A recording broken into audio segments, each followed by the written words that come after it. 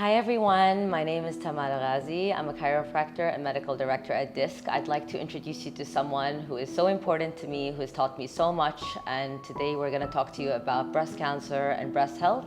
I'd like to introduce you to Dr. Fella. Dr. Fella, if you can tell us a little bit about yourself. Hello, I'm Dr. Fella. I'm OBGY. I'm here in Dubai for 4 years and a half. I was previously in France. Thank you, Dr. Fella. I know you've taught me so much about the importance of screening. So can we talk about the annual checkups that women can go through?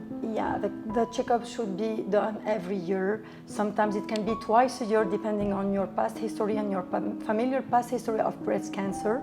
So the minimum is 1 time, it can be 2 times. And when do we start? At what age do we start? Okay. I advise to do it around 20 years old. All right. And it depends as well about the family past history. So what are they looking for when they're doing their own palpation? We have to teach the patient how to make attention about discharge coming from the nipple, any change of the skin, any change of the nipple, any appearance of redness, any Where are change the in most the breast. common areas? Usually Under the shoulder. The breast cancer is coming on the upper outer quadrant. So over here. Yes. In Why? this area. Because the gland is mostly there. What's the right age for a mammogram? There is no real right age. This one is related to the past history. Okay. Usually the American guidelines are asking to do mammogram for every woman starting 40 years old. 40 years old. And it has to be done yearly. When you have a family past history of breast cancer, it should be done 5 years before the youngest cancer declared in the family. So a lot of social media now talks about, we talk about hormone replacement therapy. The only thing that we have to know is if you have breast family cancer history, we don't advise you, I will not advise you to have any hormonal therapy to substitute the menopause. I will advise to go for non-hormonal methods. Right. What do you see in this day and age when it comes to young women with breast cancer in terms of the support groups? What do you recommend? I know so much is changing. There's so much more awareness. You know, is it just the OBG that helps with this? You know, it's a team. It's a team. When a patient is diagnosed with breast cancer, you have, like, depending on her cancer, because now we cannot say breast cancer. There are several breast cancer.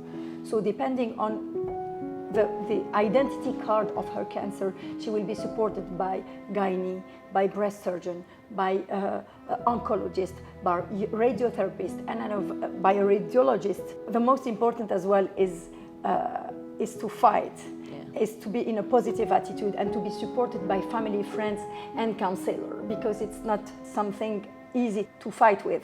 So I advise a pluridisciplinary team, and there are a lot of teams in Dubai who can do this multiple support. I've heard of a lot of women who develop breast cancer while they're pregnant, and it becomes much more aggressive. Yeah. Can you talk to us a little bit about this? The breast cancer during pregnancy can absolutely be diagnosed. Usually we advise the patient before having pregnancies to check, especially if it's between brackets late pregnancies.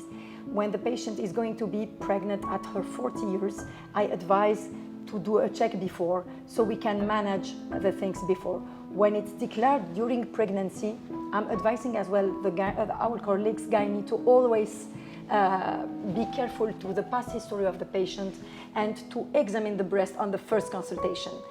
We can do checks during pregnancy even if the mammogram is not recommended, but the health is the first thing that we have to take care with.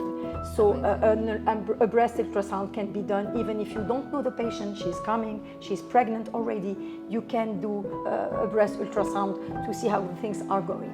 We talk a lot about stress and about energy, and I know in the medical environment these things can't really be measured.